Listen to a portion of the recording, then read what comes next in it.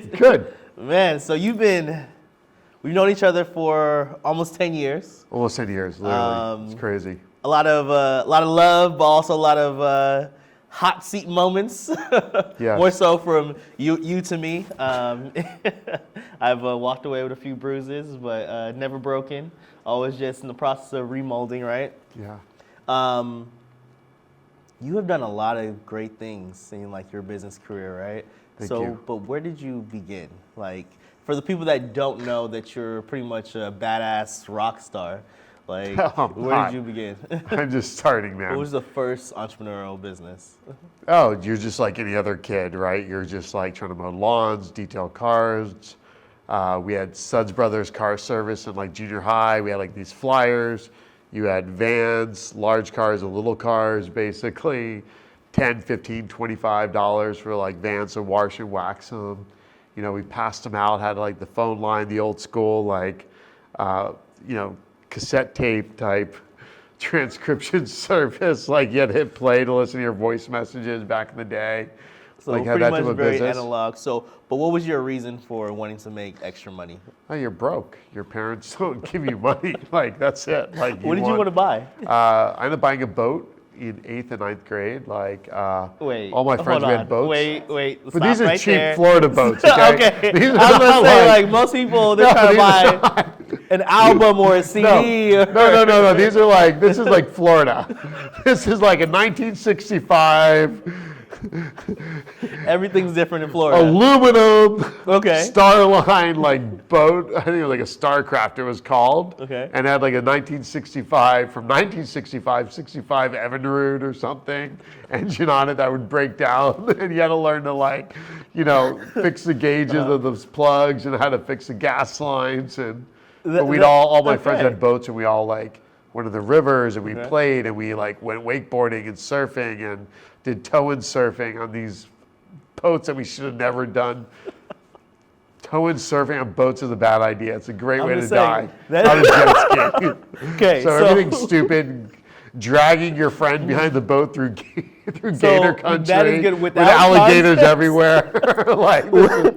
Without context, right? Just saying, yeah, my first entrepreneurial journey was because I wanted to buy a boat. It's like, wait, what kind of boat? Okay. Yeah, it had a steering wheel and everything. Had little front sections, little 16-foot boat. So I think it was 17-foot or something. So it sounds like you had your first win after did you shut the business down after that, or did you? No, I drifted. I think one of the problems I've had is drifting into something, like I lose interest and I'm into this and I'm into this and I'm into this. And I never learned in the process how to sustain, or I never had good coaching or guidance. Like if I would have had the detail business, I could have kept it going and had someone like really run it. If someone would like even gave me the idea that someone could even do that. Yeah. Like a lot of times we don't know what we just don't know, so we don't do what we don't know because we don't even know it's possible. It's not even there, right? So I think a lot of it's like being able to see the vision of like, okay, what is possible? How do you get to the top? Like, is it possible? Then you keep going, and sooner or later you'll figure it out if you ask the right questions, right? So I think jumping around too much to too many businesses was a problem without really discovering like how to build it, assign someone to run it, build it, assign someone to run something, build it, methodically and stamp out something. It seems like you learned that, so you eventually did learn that in the success in your businesses actually. So I know you have investment marks in some companies, but also the ones that you have built. Like, what are some of the industries that you have scaled in? So, like the legal service administration, we do class actions, bankruptcy, corporate remediation, some mass tort management stuff. Are kind of like the big business, right? That did really well over a long period of time. But that's one where I had the opportunity to learn the most and also have the money to invest the most in getting the education I needed to really pull the right people at the right time and the right moments to say, oh, what's possible? How do you build performance management? How do you build technology? How do you build a management team? How do you build, your daily, weekly, quarterly, yearly planning styles? How do you get all this to function together and then fail along the way? And then be able to have the money to hire an executive team to run it, who's doing an incredible job. So that's That one did really well. Now I can relate that to everything from supplements to a food company in India to dental business to home warranty business to private lending business to scaling warehouse companies or like electrical, audiovisual type companies and help them scale or run their operations. So even in that process of like, because I know, a lot of people out there that are looking and hearing this conversation, they're thinking to themselves, how can you run all these things? Like, what does that work-life balance look like? Well, I think this is interesting, right? Because the different times is different ways. Like when I was building Simpleris, I lived at the office. Yeah. Like, I was talking to yesterday, I was walking out of the office and there's this guy, Norm, who, my old, long story short, I had this roommate, Walt, that's worth ridiculous amounts of money, going through a divorce, calls me up and says, hey, I need a place to crash for a month. And then he never left. And there was like this house we had in Newport Beach on the bay side. It was beautiful. And it was his son-in-law that we worked together. We worked together now for like, I don't know, quite a long time. And Norm's grinding it out at the computer and he's watching some movie or something while he's doing work. And I was like, man, I used to do the same thing. I used to literally go back and buy a stack of DVDs. This is how long ago it was, at Blockbuster, and watch movies while I'm trying to do bids and financial spreadsheets. And I'd work from like, after the offices closed, 6, 7 o'clock at night till like 1, 2, 3, 4 in the morning sometimes, right? Go home, sleep for 3, 4, 5, 6 hours, and then turn around and go back to the office. So I think it depends on what stage you're at, how that balances. And I was off and I didn't work for a long time. Even when we met, I wasn't really even working much back then. And I was kind of just playing a lot and then bouncing around different things. And then I go through these ebbs and flows. Even the last few years, I wasn't working much. And now all of a sudden I'm working 12, 14-hour days. Again, because I'm excited. And I'm so but at the glad same that time, you- I was traveling the whole world doing this at the same time, though. Like, some days I'm working only 4 or 6 hours, and we're going on 12 hours of tours. Like, we were in Thailand for 2 months. We were in Turkey for a month. We were in France. We were in, Spain. We're hanging out in Barcelona. We're going partying at night with friends. We're going surfing in Phuket when I wake up in the morning for a few hours. And so I think you architect the life that you want to live. There's stages, right? But I think even like there's some things that you always touch on is like the reality of that, and I like how you're not shy to tell it, because a lot of people want to do these get-rich-quick schemes. They don't have the understanding of if you want to build something at that scale, this is the sacrifice that you have to take. And a lot of times in the beginning, it is crashing at the office. It is these late nights and stuff. You can't, I guess, in my own experience, you can't expect to have work-life balance from the beginning. It doesn't work that way. I think you've got to create it for yourself. Like, what does that look like for you? I think defining, like, what do I want? Why do I want it? Always going back to those two things. What do I want? Why do I want it? What I'm willing to give up. Like, I didn't have the same life of the 20-year-olds or the 30-year-olds that most people had until I was like halfway through my 30s. Like, I wasn't partying my ass off every weekend. I wasn't partying every night. I didn't have the best dating life for a while. Like, it was crazy. Like, I think, you're gonna go broke. You're gonna be like almost homeless. Like, I slept at the office for a while. Like, I didn't have money to eat. I had asked the girlfriend at the time if I could eat with her, like, for free, or my friends, can I go to your house and eat for free? I'm broke. I'm literally fucking just broke. I don't have money for food. I got to make payroll. Like, I've got to literally dumping a pile of change on the counter at the bank going, deposit what we can. I got to make payroll to pay this one individual I promised I'd make payroll for, and this is it. This is all I've got. And I've done that over and over again. I've bet all on black over and over and over again on so many businesses. Sometimes you win, sometimes you lose. And I think that's the problem is you've got to really put a lot of time into building something at stages to make sure it's solid. So when you walk away, it keeps running and bringing you income when you're not there. That's the hardest part. So how do you, I guess, for people that are kind of stuck in that phase of they've kind of got something off the ground, but not yet fully off the ground, like, how do they begin to, I guess, scale? Like, what would be the first step that you would say for them to scale? So the first thing, I don't know, well, it really depends on this. Where are you at? Like, right? Like almost like using your businesses or whatever for an example. One is first you've got to really get it out of your head. Yeah. Like whatever it is, the people around you, and like those people are usually like around 5 to 15 employees, where there's kind of some verbal stuff, people have an idea, but unless like we're really, really clear. Like your team needs to be more clear than you are. Like if you don't show up for a month, what's gonna happen? Like literally what's gonna happen. Let's talk about that. Right? So you got to be able to have it so they know what to do, when to do it, how to do it. And they know why they're doing it. Like what is the vision? Where are we going? Why are we going there? And then you bake that into the system. Well, what do you mean by the system? Well, when they show up to the office, what are they doing? Why are they doing it? How do they know what they're doing is right or wrong? Right? How is even the questions we're asking part of our culture about our vision, our mission, our values, right? So I think what we want to do is we want to make sure that we paint the picture really, really well. And we show like our 5 to 15 or 25 employees, like where are we going? Right? Why are we going there? Why is this mission invaluable? Why is it important that we sell more shit online? Why is it important that we recruit more people? Why is it important that people have a studio like this to film in? And when you cast that vision, you speak it out of your mouth, you frame your world by the words of your mouth. You say, guys, this is our world. This is our frame. This is what we're operating in. And then when they see it and they can regurgitate it, that's your part of beginning of scaling. Yeah. I love it. So, what I'm hearing is exposure, clarity, acceleration, and then you'll have the certainty with the people. Yeah. I love it. Okay. So let's talk about expansion, because whenever we have a conversation, it always ends in like, what's your numbers, the expansion, get clear on the vision. Okay. So. Well, the numbers are about the truth. Like, yeah. where are you truthfully at? Like, truth. Where am I at? Like if we looked at a giant whiteboard, we're starting here is like where we're at, and then over here is where we want to end up, way up here, over on the right-hand side of the whiteboard. Like I have people come into the office or anywhere we're working, running from like 2 to 4 to 8 to 12 hours, right?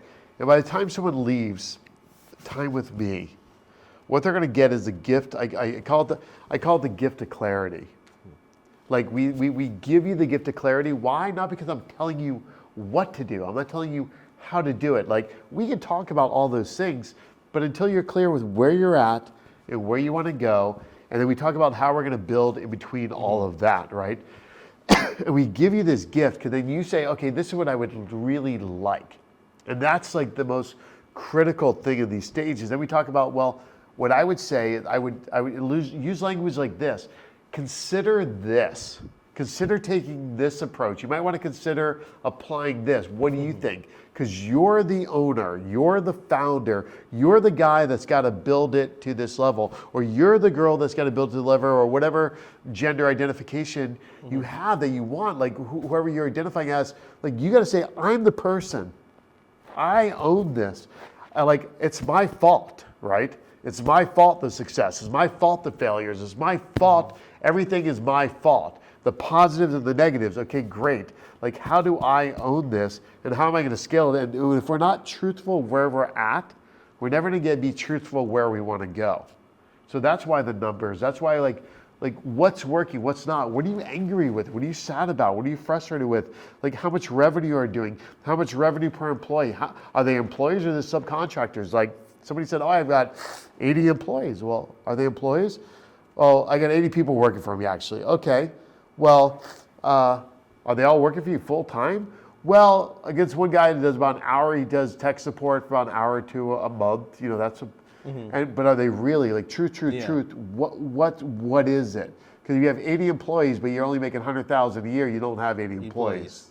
Yeah. So I lied to myself. The only reason I can say this stuff is because I effed all this up. I didn't want the truth for myself. I didn't have anybody drill me, and then it took me years and decades of time to grab and learn all this stuff, trying to digest all these different books, trying to hang around all these different people, spend all this money. Even Bob's dinners were great, but they weren't deep just for me. Yeah.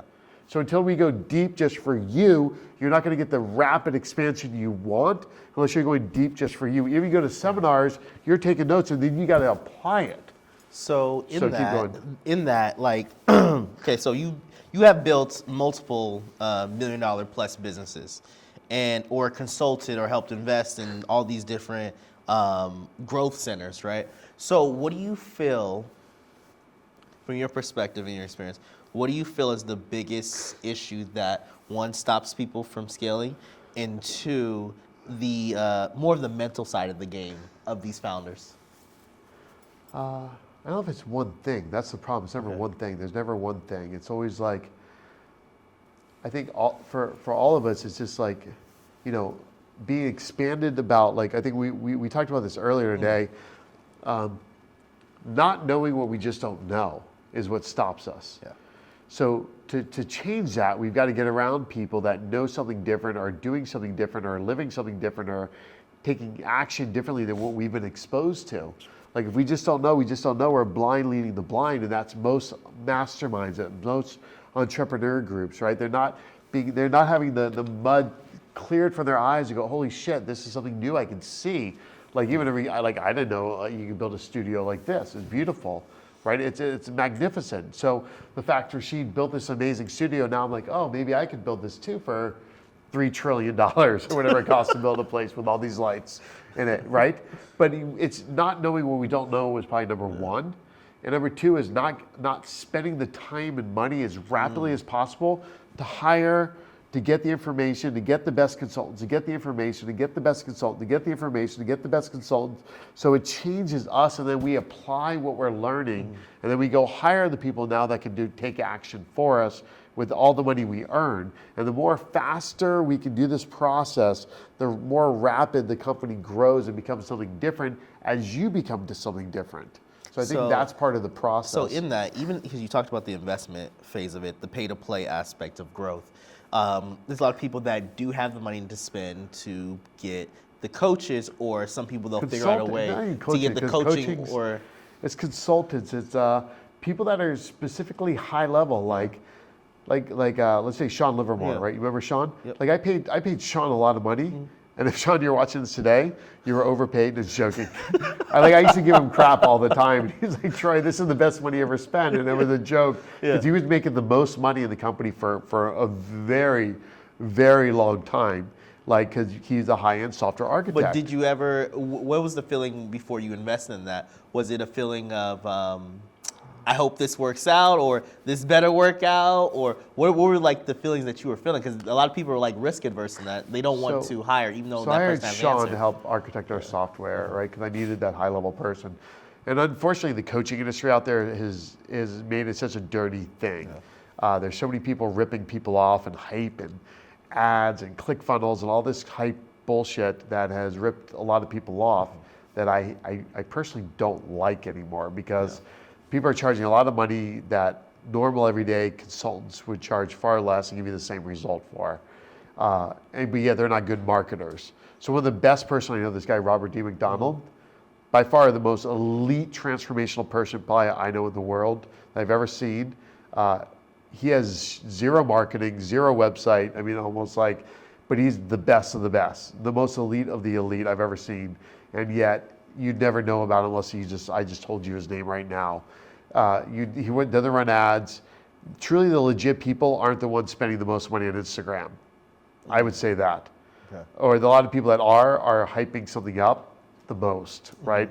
Like the true greats of the greats, they're referrals. The top I know entrepreneurs worth hundreds and hundreds of millions of dollars you can find with 118 followers on Instagram. And that's what we know of, let alone the billions they've created from that $400 million sale or something, from all the investments over the last decade. So there's people that you never even heard of that are worth, and there's more of that than the Instagram superstars or whatever. So keep going. Yeah, and so whenever somebody's looking to find these individuals, right, what are some of the criteria that they should be asking these people to kind of vet them in a way? Well, like I asked around, with software architects, like it was hard to find. Yeah. Going back to the Sean example, that Sean said, here's my price, here's what I want. And we joked for years, man. I was like, Sean, you're the highest paid, whatever. And I joked with Sean for years, but Sean did the job. Like Sean was never like a full-time employee. Yeah. I think he was a full-time contractor at a few different periods of time throughout a 15-year process, but you attract the best you possibly get access to at that moment. So every moment, like I'm just trying to attract the best right now around me, like my friend Buck, right? Yeah. Buck Wise. Like Buck's helping coach me and helping me figure out fractional founders, right? And stuff. And so what's my brand? What do I market? Like I'm like making progress on my own right now with Instagram or out marketing or any of this stuff. And I'm like, I need to also frame up the business model. So Buck's helping me do this. This is what Buck does. Even today, he spanked me on the butt, said, Troy, you failed, you effed up, like you did not do your homework. Okay, so let's talk about that. Let's talk about it. So when building a team, how many would you say, because Buck would be considered a specialist, right? It's 100% specialist. So how many specialists and versus like generalists do you surround yourself with? Well, what if I can pay for the full-time specialist? I'll pay for it. Okay. If I can't pay for it, I get the closest thing possible. Okay. If I get $1 an hour a week, I get $1 an hour a week, right? So how much time do you spend with that generalist if you can't get the specialist? Just depends. Like, what can I afford at what level of the company right now? Like, fractional founders. I mean, like Taylor's full time. That's it. Yeah. Taylor's 19. That's what I can afford with what I'm starting with. And I think people underrate the humble beginnings aspect of everything. I did everything myself for the last year as I'm trying to figure this whole new business model, where we help entrepreneurs, basically consultant entrepreneurs, help them scale. From scaling, we help them raise capital. From capital, we help them, grow even larger, find the right people, help them think through who I need to attract to my team, help them find the executive team, build it, help them start planning for exits long term, help them think through tax strategies, help them then think through what their family office environment looks like, where I'm going to invest my money, what type of charities, what type of trust structures, where does my money go, and then what am I going to do after I sell my company down the road. And so we're now evolving into creating all this, but I got to start here. And so if I have the revenue to support this, then I can hire Buck. Then I can hire. So I put everything I make back into this thing over and over again. I think a lot of like founders, entrepreneurs, especially in the beginning, what they'll do is they'll borrow, even though they could blow this one part of this new company up, they'll borrow from the older company or whatever to feed it. Instead of just saying, no, this is what I can afford at this level with this company and its funds Correct, or whatever. 100%. So I'm not digging into the other pile over here. The other pile, you want to make sure that, okay, this is my live off of. This is my, what I'm using to do my life, right? And then where are my investments going? Like, you got to make sure you kind of have this staggered, you want safety around you as you start building it, because you go through these, basically like these 4 stages, right? I call it, here's slavery. Here's like stage 1, slavery. It's like the foundational, like concrete, like I can't move, I can't do anything. I'm just like, I'm stuck, I'm in chains, I'm in shackles. My feet are shackled together, right? And it's slavery, right? And then all of a sudden we break free from slavery and we have a little bit of money and a little bit of freedom, but we're in complete scarcity. Yeah. Like we're free from like the job, we're free from even the company where I can't do anything but just like wake up, go to work and do my task and then go home in my little company. Then I have some scarcity, right? Because I've got like a little bit of money, but a little bit of freedom, but shit, I don't know. Then we move from scarcity to security. And this is what we got to move entrepreneurs through. And security is like, here's my term policies I need. Here's my cash in the bank I've got put away for 6 months or 12 months. Here's my whole life policy stocked with funds that I can pull back out in case something happens to me. And we start stacking. Here's my 401k or Roth IRAs or whatever, my little bit of crypto investment, my little bit of real estate investment. I have a little bit of real estate return coming in. And you kind of want to keep growing some of these so you have the security if this fails or falls. Here's my backup. Here's my insurance, my general liability, my errors and emissions insurance. Here's all these things. You want to stack all this so as you're moving forward, you're building safety nets all over. It's not just making money, but it's keeping money and then letting money work for you, then letting the money live on beyond you in different ways. So then we move from all of this, from literally slavery and scarcity to kind of security to significance. And then significance is where like, oh, I'm feeding this upper level thing inside of me as a human, because almost every one of us humans feels like, I want to give back. I want to serve others. I don't know where it comes from, why it's there, but almost every human wants to help other humans.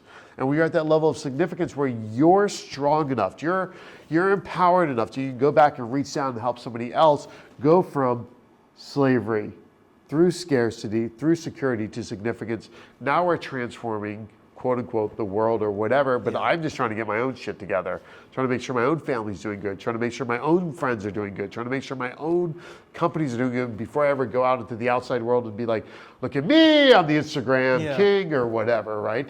So I think that's kind of part of these stages we need to go through. So okay. I don't know if that answers your question. No, definitely. I think also too, because a lot of times you can get stuck at like even like this between the scarcity and the security aspect. A lot of people get stuck in those two levels because it's sometimes you're in a safety position but you're risk adverse or whatever. So it feels like you're operating from a level of scarcity or whatever. So those two levels require a level of awareness to make a shift between the two gap in order to get to significance. So I think we were talking in the coaching session and we were talking about, what's the vision? Is the vision clear? Get really clear on what the vision is. And then, because my whole thing was like, okay, I keep getting exposed to a lot of these great things or whatever, but it still feels as if I'm knocking and I don't have access. So I need clarity with like questions that I need to ask myself that I didn't even know I needed to ask. And that's, so for I guess the question is, when it comes to the clarity aspect, right, and awareness, how do you find out where you're at currently? What are some of the things that you would say? I think it's someone to help hold the mirror for you, where you learn to hold the mirror for yourself. That's where going back to basic journaling, like what's showing up for me today? Who am I? Basic 101. Another basic 101 is, have you done like multiple every personality test possible, read it, circle the top 10 things that seem to resonate with you, ask your friend, did you see this with me? Someone that's going to give you honest feedback. I think those are some of the good ways to like just get grounded, like who am I, what am I good at, where am I at? And I don't think it ever stops. Like I think you're just refining that, like where am I going? Some people get really good at this. I mean, that's where Garrett J. White is elite. He's elite. He knows who he is. He knows what he wants. He is the most certain individual I think all of us see, and yet, he's got his own challenges, right? That he very verbally tells the whole world about all the time. That's why Garrett's so elite. Look at Grant Cardone, same thing, like very elite, very self-aware of who he is and what he's not. Like there's certain people that just become very, very good at it. So I think to create self-awareness, have people that can hold the mirror up for you, or find ways to hold the mirror up for yourself. Self-journaling, again, we even talked about it today, like disc assessments or whatever, like where am I at? Who am I? So, and honestly, I think we need to go through this over again and like, and then the problem with everything is this, right? We learn all this, we see all this, we hear all this, and we have to go back to the basics of awaken and remember. What did I learn? Who am I? Where do I want? Why do I want it? Awaken and remember. That's why people say, write your goals again, write your activities, look at where your targets are, look at your 90-day targets, look at your year targets. Like awaken and remember, like who am I? What do I want? Awaken and remember, like what have I learned? Awaken and remember, like, okay, all this crap I've learned, how do I reapply it over and over again so I do what I thought about and I decided and I wanted to do, because it's so easy for us to drift away from all of it and go, where am I at again? Why the hell am I doing all this? I think that's one of the more difficult challenges. Like I think a lot of people have, very few people are like Garrett that are just like this. They say no to everything else and they're just like this. So can they awaken and remember? So let's take it a little bit darker. So what is the dark side of scaling? Not the positives. We all know what the positives. Everybody always talks about the positives. What are the dark sides of scaling? Well, I think the dark side, like, I don't know, man. Like the dark side is like, you're like, fuck everybody. The dark side is you're like, this sucks. The dark side is like something, after you put everything you've got into it, 18 hours a day, 7 days a week for years, someone fucks something up, you want to kill yourself. The dark side is like your health goes to shit from scaling most of the time. Like very few people are like, you know, Alex Hormozi's who's famous. I mean, the guy's shredded, he's worth hundreds of millions of dollars, and his wife's amazing, and she's better to listen to than him by 10x, right? Like that's, very few people really scale, but they usually give up something. The dark side, maybe you don't have as many friends. You lose friends along the way. The dark side is your friends from junior high are going to talk shit about you because they're like, oh, he thinks he's better than that. He's making all this money. All he talks about is money. Well, no, like they're actually never talking about money. That's just your perception. They're going to be judged by everybody.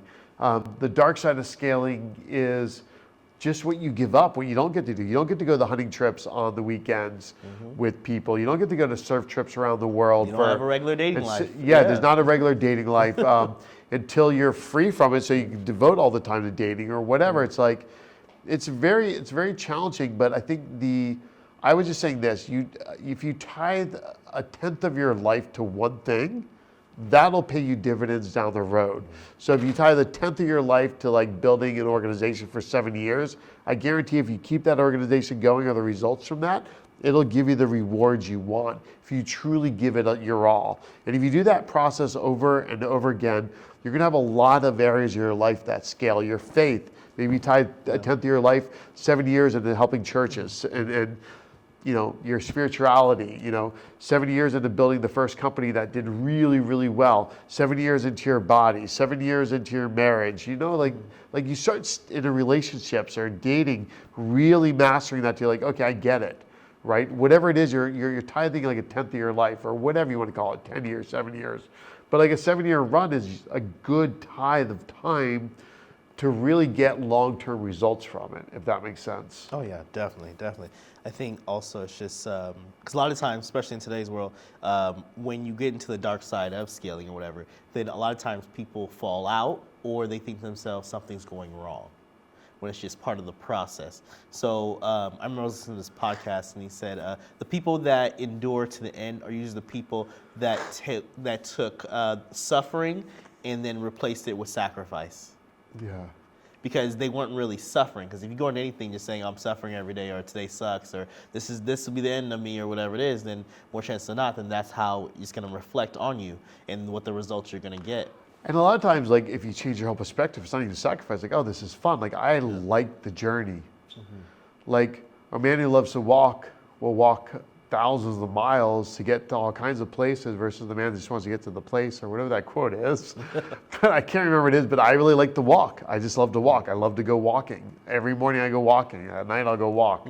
We've traveled all over and we go walking a lot. Every day we just wake up, we go for these extremely long walks like throughout Barcelona or Turkey, and we get to go see so much. We find all these cool points and we want to go see it all. We just keep, oh, what about this place, right? And we map it out. But same thing with business. Like I just like it. Like even Elena, my wife, she's like, you really do work. Like because she's with me from the moment I start the call to the moment I finish. Like, and she'll wake up when I'm like done. So, like she's a light sleeper. And a lot of these times lately, it's been in the same hotel room because we don't have business centers. A lot of these hotels where I can like put my little water and my coffee and my whatever, and my notepad and my so a lot of times it's in the hotel room, some of these places, because we can't always predict what the hotel has or not. And so like there I am with my headset on, like literally 12 hours booked. Like literally from the time I start, every activity is booked for literally 12 hours straight of stuff with lists to do in our work sessions. So I have calls, I've got work sessions, and it could be every night. And some of those nights turn into 14, 16, 18 hours. And and then we're still like trying to work 12, sleep 3, get up, go do a tour, go do something, go see something. So sometimes I'm sacrificing sleep, and other times I'm getting my 9 hours or something, and then I'm like, okay, I'm gonna sleep 9 hours, I'm only gonna work 6 hours on a Saturday, so that gives me my, added up, and now here we are like. So it's always like a continuous I can go do all this now with my extra time. It's always a continuous sacrifice in that realm. A balance. But you're having fun in that too. Yeah, like 15 hours, between 9 hours of sleep, 6 hours of work. I got like a good 9 hours to go do a bunch of stuff. Go eat something and go see 8 hours of stuff or 7 hours of things. You can go see a whole castle and drive an hour this direction, go see a beautiful castle and go walk around an old ancient French village and have this amazing day and still work 6 hours on a Saturday. And if you build this into your life, because again, architect the life that you want. Like that's why I always ask, what do you want? Why do you want it? Like, I want to go see old rocks around the world. I want to go see pre-flood civilizations. I went to Göbekli Tepe in Turkey. I got to see what a 25,000-year-old civilization looks like that they're uncovering. I want to go drive around and see the old city of Troy. I went there, which is my name, by the way. Just joking. See, but that's what I love, because it's like somebody asked me, where's Troy? Where's Troy been at? And without even thinking, my answer to that was wherever the fuck he wants to be. But that's part of it. So in that, of building a life balance or whatever, because a lot of people, they're trying to make their businesses seen, so they can get to that point. Yeah. They want to grow their business, have all this stuff. You know, the reality is that even, I guess the question, like, when you first got onto the Inc. list, because I know one of your companies have been on the, how many times now? We were on one list like 3 times, I think, and then I think twice with one, once with one other. So. And so it's having that. We didn't even apply again. We just kind of stopped applying for different things after a while. Like, yeah. And it's just like, so out of that, having that notoriety of being seen in a very public way, does that set the bar for a lot of your other companies too, or do you have like a set vision?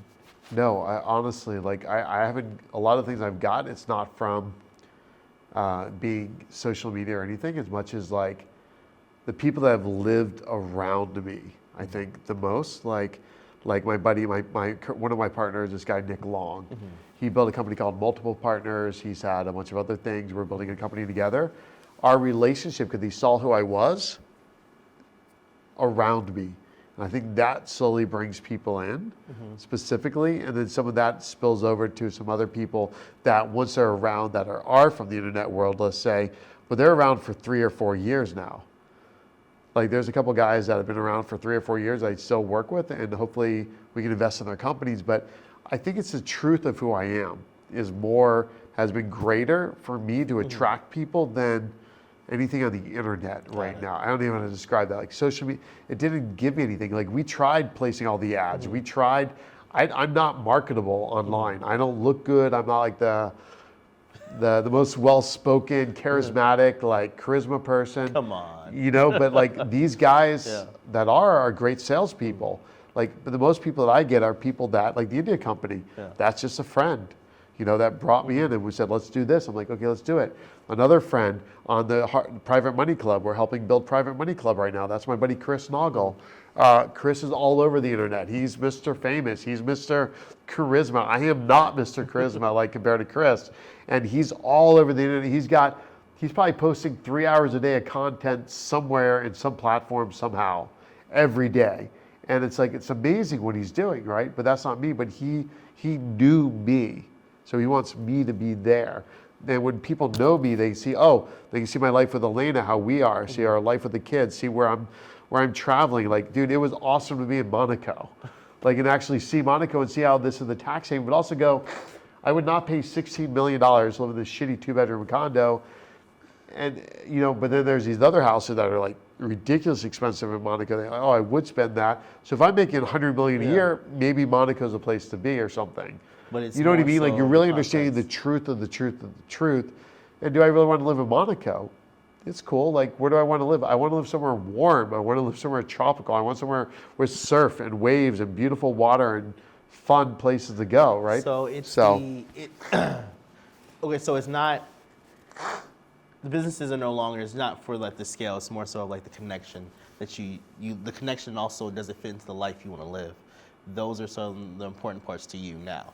Yeah, like I want to travel the world. I want to keep going. I want to do business around the world. I want to build cool company with cool people and cool places all around the world. I think that's where Fractional Founder is going to be. It's going to be more and more people that we're just starting this idea, but it's almost like dreaming of Camelot. You know, Knights of the Round Table. It's not. I don't want it to be just a company built around just me as a personality like Grant Cardone or Tony Robbins or something else, but fractional founders is multiple people that will be involved. We'll help companies scale, we'll help them raise money, we'll help them exit, we'll bring in different people and help slowly founder owners live a different lifestyle, see a different version, become more of what they think is possible for them. And then when they're done exiting, they made their money, then they'll go back and help other guys and girls and other people through the process, right? Because it's not, again, founder owners is very different mentality than somebody who just buys a company, or is given a company, like a family member these are for what would people. you say is the difference between them all? I think if you're just taking over a company from someone like that's like giving you a company, or it's a family company, it's not the same grit. It's not the same challenge. Like if you're the founder owner, you're so invested in it that failure is almost like death, or I don't even know how to describe it. And there's so much more responsibility around having to know everything to build something, plus to get it to somewhere, plus to get something for ourselves at the end of it, right? For the amount of suffering and pain, like you really need what's possible for you. Like there aren't people just knocking on your door to tell you how to save 10 million in taxes, Rasheed. But there's a bunch of people knocking on your door that's going to sell you bug service. True. It's true. And a lot of the people knocking on the door to sell you something are making a shitload of money off you, not really trying to help you. Yeah. That's usually most people calling to sell you something. So that's why you don't hear of some of these things. That's why you don't get exposed to some of these things, because it's very hard to market it. And if the people are marketing like ERC tax credits, they're ripping you off. Probably. They're making a 35% of what you would get, or something ridiculous or something. So it all comes down to like the founders of the companies and how they got what they. So if you're going to invest in a company, so let's talk about the fractional founders. If you're investing in a company, what would you say you're looking for in that founder that makes them a good investor? Well, now, after all the losses I've had now, number one, someone that's actually built something, that understands how to build something, that really understands what they're building, why they're building it, where it's going, has a really clear path of how to get there. And again, now I've learned, even just recently, again, make sure you ask even more questions. Is it legal? Have they really vetted it? Do they really understand what they're building? Look at the money they've invested. Really dig deep under the hood before getting involved in anything, because I would say, and even now it's still hard. I mean, it takes hundreds and hundreds of hours to dig underneath the hood of a company. What do I mean? Look at their financials, look at their product, look at their software development, look at their business model, run it through a bunch of attorneys to get it vetted before you even invest. Before you even invest any money, make sure you get every legal contract done in advance before any money actually goes out of your pocket. Even recently, I put like money into a company, and the guy, who knows what happened, but I never got a single legal contract done after that. The guy kept pushing us off for over a year, and now screwed up company, raised money, broke our initial memorandum of understanding, broke another guy's memorandum of understanding, and who knows what's going to happen. Like, you realize that there are right ways to do something. And you need to find a person committed to doing things right to build a company. If they're just like, oh, we got to skip all this fast, that's good, but they also acknowledge, hey, I understand I want to skip all the parts fast, but I know we need to do all the parts right. That's important. Someone that's got that integrity. So, do we need to wrap up? Okay, good. No, good. Just tell me. Cut me off. So, one of the last two questions. One would be, okay, with what you're doing right now, what does that look like at the next level? Like, what's the big play? So Fractional Founders is going to be a home for founder owners. That's it. We're going to help them scale. We're going to help them learn what they just don't know. We're going to help them figure out their problems, whatever that is specifically, and then pull in a bunch of other people into this group. So it's not Troy, right? And then we're going to help them grow their companies. If they need capital raise, we'll pull in our partners that do capital raise. If they need to exit, we'll help them think through, like, how do they build their company so they can exit? Either one, they get an executive team to run their company, or they literally sell off their company, right? And we look at both parallels. Like, there's kind of reasons for both. And if you're going to sell, well, how do you prepare for sale, right? 5 years from now, like, do you make it a C Corp? So 5 years from now, you get there's a 1202 election that you can possibly do with this whole process where you may be able to save up to $10 million tax-free and get it into your pocket. And we look at all these ideas and we think about the trust scenario, then your charitable giving. We think about what you want to leave behind for your family. And we think about how do you architect, like if you do die today, well, who gets what?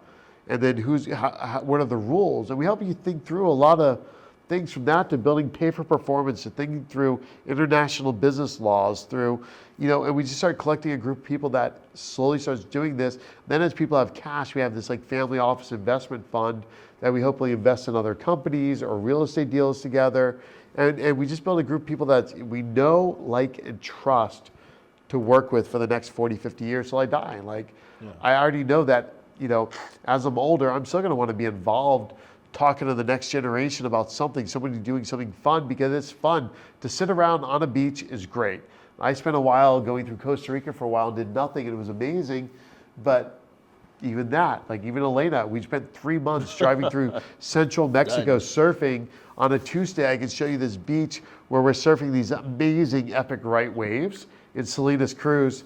And, it's amazing, but at the same time, like, after a while, you're like, oh, I feel like I should be doing something. I feel like I need to be productive. I feel like I need to be doing more than just chilling. Like your inner like warrior was calling. I'm supposed to, and you have to, so you kind of want to keep doing stuff, and you figure out like, and it goes back to you though. What is Troy Hoffman built for? What is Rasheed?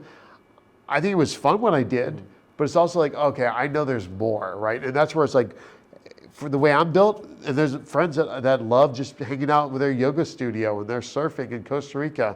There's other friends that love just, going gator hunting and hog hunting and fishing, and they don't want to do anything else, and that's their life, and they want to drink a 12-pack of beer, and that's what they love, right? So it depends on what do you want, why do you want it, because we're all built differently, and I have no idea how to excel at that. So going back to you, what does Rasheed want? Why does Rasheed want it? What do you want? Why do you want it? Because what I want is very different from even what you want, right? And I swear this is the biggest thing out there is like, you can have whatever you want. Look at Rasheed. Did you ever think you'd own this place? No. This is baller level, right? When 9 years ago, look at what you've attracted. Imagine what you're going to attract next, because you've always wanted next level stuff. You've got fancy stuff all over this place, right? I mean, there's 1, 2, 3, 4, 5, 6, 7, 8, 9, 10, 12, 14, 15. I'm losing count of the number of lights just above my head right now. You didn't have this many lights when you first started. I think you had 2. So we're like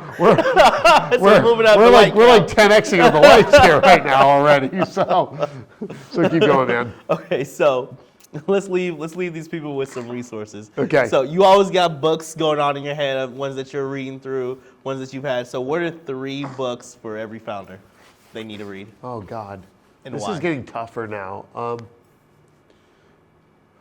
Well, I think anything by Vern Harnish is number 1. Scaling Up, Mastering the Rockefeller Habits is critical. It's just absolutely critical. I think The 4 Obsessions of an Executive is another good book right now, probably for people right now. And I think any of the EOS stuff, because they've done the best now at even going deeper, and they've built this huge, massive business model around running the operation. And they made a fortune, and there's a lot of spin-offs and a lot of coaches from that. So EOS, Traction, all the books for the staff, all the, I think any of that is really great too, because running the businesses, the management, the project management of it, there is plenty of like goals and motivation. And I think most people know about masterminds now, and even Napoleon Hill's book, Think and Grow Rich, right? Applying some of that, but I think those are the type of books to read. Not only read, but digest, apply, and dissect, and then put it to work. I think those are the basics of the books. Like anything in that space that attracts you, but also there's a bunch of books out there. I mean, Mark Kohler's got books out there. Like, you got to figure out what resonates with you. And I think for founder owners, I think those who don't want to work in the business the rest of their lives, I would pick up Scott Fritz's book, The 40-Hour Work Year. Because you also want to have a vision of like, okay, well, how do I finally get out of this damn thing?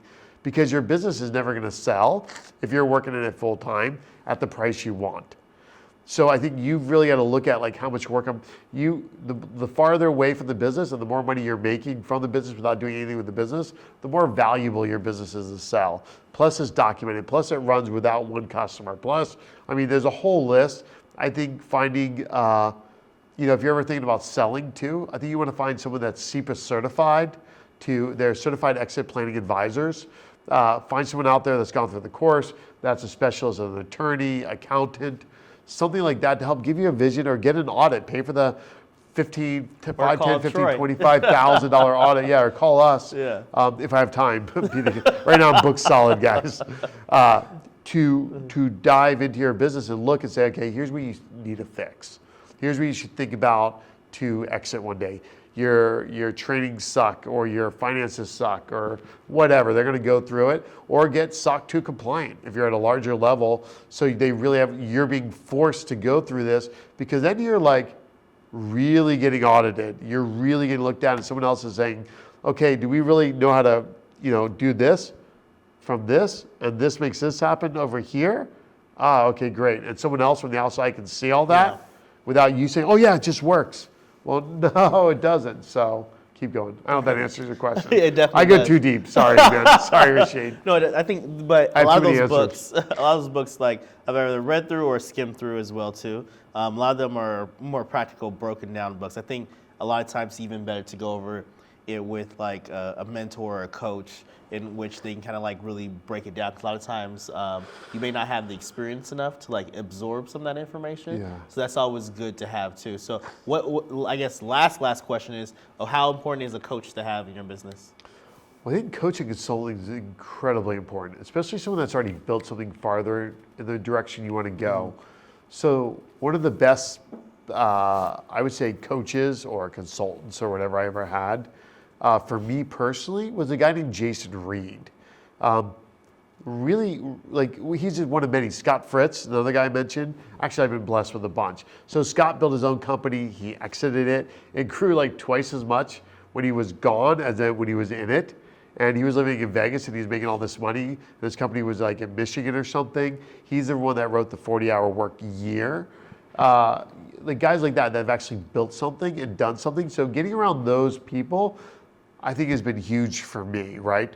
So those type of people, like this Jason Reed, I think his company's worth like 350 or maybe 500 million now. Who knows? I have no idea anymore. But Jason Reed was great. He was like, he was great at nailing me, because they're also going to push you in areas that you're weak on. So Jason kept pushing me on finances, firing people, hiring the right people, firing people, hiring the right people, until he identified, Troy, you're just not going to grow the business beyond you. You need to get someone to run your company. You need the president. You need someone to run, a CEO to run your company. Because my skill is 0 to 15, 0 to 75 employees. So $0 to $15 million in revenue, or maybe 20 million now with inflation, or 0 to 75 employees. In this space, I know this space really, really well. I've lived in it. I've been an EO for a long time. I've worked with hundreds of companies now, deeply in this space. I understand this, but beyond this, I didn't know. I didn't know family office stuff. I didn't know financial stuff. I didn't know investing stuff. So having guys like Jason push you and looking at legal structures and showing you things that have done stuff, that have actually built real things. That's where you want, in the direction you want to go. So general business people that built real businesses or something, or if you're in the real estate space, find the real estate guru that actually has done it, or whatever. You're trying to find the people that have actually built the thing that you want to do.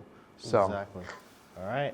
So I hope you guys got a lot out of that. I'll go ahead and make sure to tag Troy in the post if you want to give him a follow, and if he can be any service to you. So thank you again for. Thank you guys. Bye, guys.